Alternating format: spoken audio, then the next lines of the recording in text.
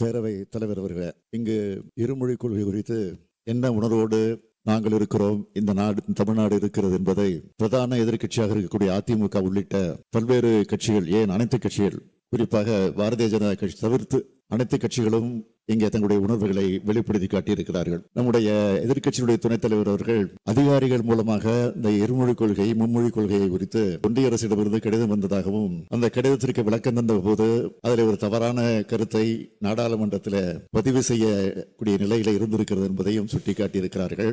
தயவுசெய்து எந்த சந்தேகப்பட வேண்டாம், அதிலே நாங்கள் உறுதியாக இருக்கிறோம். எந்த காரணத்தை கொண்டும் இதை ஏற்றுக்கொள்ள மாட்டோம் என்றுதான் அவர்களுக்கு நாங்கள் விளக்கம் தந்திருக்கிறோம். இன்னும் கூட இந்த நேரத்தில் என்னுடைய அன்பான வேண்டுகோள், ஏனென்றால் பிரதான எதிர்க்கட்சியாக இருக்கக்கூடிய அதிமுகவை சார்ந்த எதிர்க்கட்சியினுடைய துணைத் தலைவர்கள் பேசுகிற போது நாங்கள் என்றைக்கும் இந்த விஷயத்தில் ஒட்டுமொத்தமாக இருப்போம் என்ற உறுதியை தந்திருக்கிறார்கள்.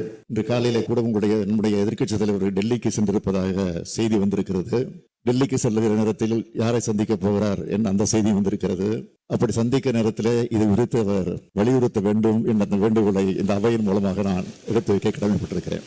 மாண்புமிகு பேரவைத் தலைவர் அவர்களே, தமிழ்நாட்டு மக்களின் உயர்நிலை கொள்கையான இருமொழி கொள்கை குறித்து மாமன்ற உறுப்பினர்கள் தெரிவித்த கருத்துக்களோடு தமிழ்நாடு அரசு முழுமையாக உடன்படுகிறது என்பதை இந்த மாமன்றத்தில் நான் மீண்டும் உறுதி செய்கிறேன். தமிழும் ஆங்கிலம் தான் தமிழ்நாட்டினுடைய இருமொழி கொள்கை, அதில் எந்த மாற்றம் இல்லை. இருமொழி கொள்கை மட்டுமல்ல, நமது வழி கொள்கையும் அதுதான், ஏன் விழி கொள்கையும் அதுதான்.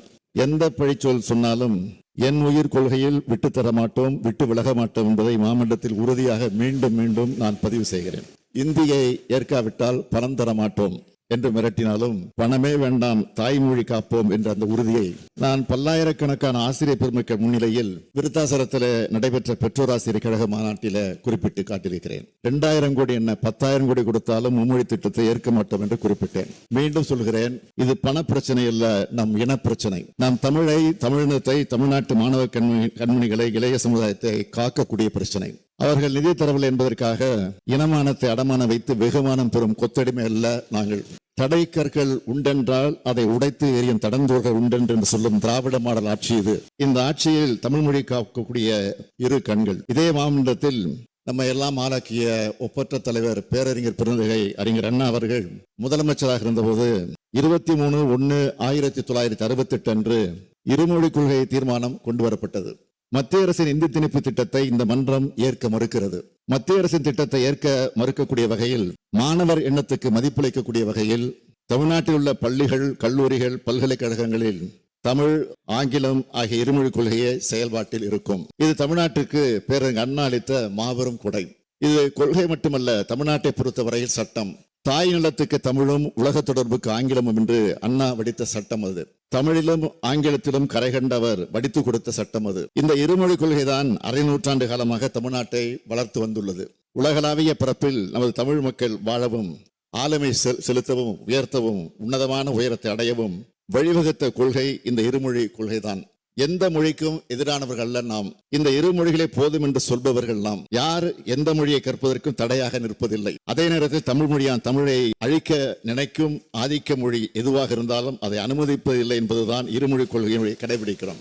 மொழி கொள்கையில் தமிழ்நாடு வகுத்துள்ள பாதையும் அதன் உறுதியான நிலைப்பாடுமே சரி என்பதை நமது அண்டை மாநிலங்கள் தொடங்கி இந்தியாவின் பல மாநிலங்களும் இப்போது உணர்ந்து வருவதை பார்க்கிறோம். இன்னொரு மொழியை திணிக்க அனுமதித்தால் அது நம்ம மொழியை மென்று தின்றுவிடும் என்பதை நாம் வரலாற்று பூர்வமாக உணர்ந்தவர்கள் என்ற அடிப்படையில் தான் இருமொழி கொள்கையை சிக்கென பிடிக்கிறோம். இந்தி மொழி திணிப்பு என்பது ஒரு மொழி திணிப்பு மட்டுமல்ல, பண்பாட்டு அழிப்பாக அமையும் என்பதால் தான் இதிலே உறுதியாக இருக்கிறோம், இருப்போம். இந்த மொழி திணிப்பின் மூலமாக மாநிலங்களை, மாநில மொழிகளை, ஒரு இனத்தை ஆதிக்கம் செலுத்த நினைக்கிறார்கள். இதற்கு ஒட்டுமொத்தமாக முற்றுப்புள்ளி வைத்தாக வேண்டும். மாநிலங்களை தங்களது கொத்தடைமை பகுதிகளாக நினைப்பதால் தான் இது போன்ற மொழி திணிப்புகளும் நிதி அநீதிகளும் செய்கிறார்கள். எனவே இந்தியாவின் கூட்டாட்சி தன்மையை காக்கவும், மாநிலங்கள் சுயாட்சியை வென்றெடுக்கவும் மிக சரியான முன்னெடுப்புகளை செய்ய வேண்டிய கட்டாயத்திலே நாம் இருக்கிறோம்.